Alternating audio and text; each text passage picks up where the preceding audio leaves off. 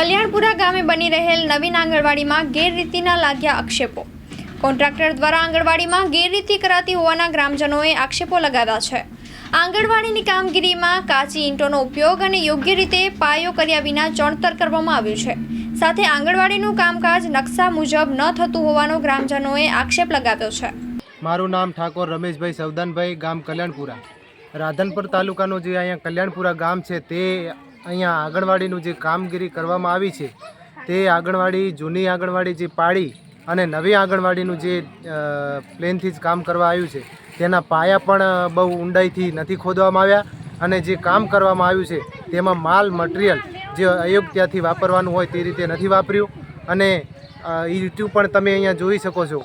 ઈંટાનું જે દેખાડો તો ઈંટું પણ કાચી નાખી ગયા હતા, એમાંથી એક ટ્રેક્ટર અમે પરત મોકલાયું છે। બીજી ઈંટું આવી છે, એમાં જે કામગીરી કરવામાં આવે છે તેના પાછળના જે પાયા છે તે પણ ઉપરથી લેવામાં આવ્યા છે, જમીન તળથી લીધા નથી। જે જૂના પાયા હતા એના ઉપરથી જ કામગીરી કરવામાં આવી છે અને એ બદલ અમે ગામજનો જેમને પૂછીએ છીએ કે ભાઈ આનું કામ કેવી રીતનું થશે અને આંગણવાડીમાં કોઈ પણ અમારા બાળકોને કંઈ જાતનું નુકસાન ન થાય તેવી રીતે અમે એમને પૂછીએ તો કોન્ટ્રાક્ટર અમને એવો જવાબ આપે છે કે આનું કામ અમને જે સરકારી નિયમો છે એ પ્રમાણે થશે। તો આમાં ઢાબુ આવે છે, ઢાબુ બીમ વગર ઢાબુ શક્ય જ નથી।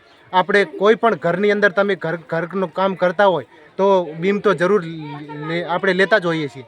એમાં વગર બીમનું જે આંગણવાડી કરવામાં આવે છે તેમાં જુઓ આમાં અમારા બાળકો ડટાશે તો આની જવાબદારી કોની રહેશે? એમ હું સરકારશ્રીને પણ વિનંતી કરું છું અને આના કામગીરી જે કરતા હોય તે કોન્ટ્રાક્ટરને પણ વિનંતી કરું છું કે અમારા ગામની રાડ સાંભળે અને કામ અયોગ્યતાથી કરે અને સારું જે નકશા પ્રમાણે કામ થાય તેવી અમારી ગામજનોની માગ છે।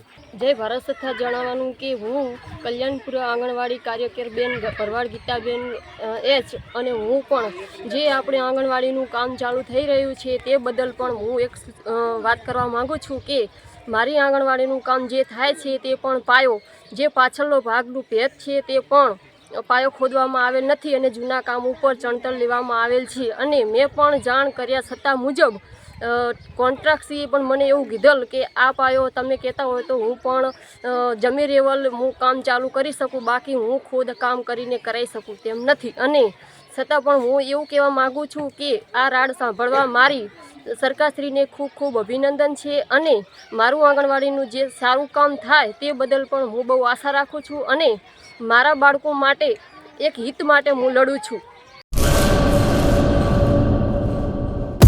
લોન પર ફોન 15 વર્ષ જૂનું ગુરુ મોબાઈલ એન્ડ ઇલેક્ટ્રોનિક્સ। દરેક કંપનીના જૂના અને નવા મોબાઈલ લોન ઉપર મળશે અને ઇલેક્ટ્રોનિક્સ આઇટમો ફ્રીજ, ટીવી, વોશિંગ મશીન।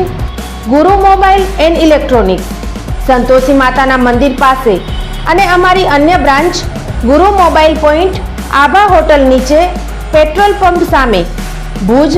તો મેળવો લોન પે ફોન અને તમામ ઇલેક્ટ્રોનિક્સ એપ્લાયન્સીસ।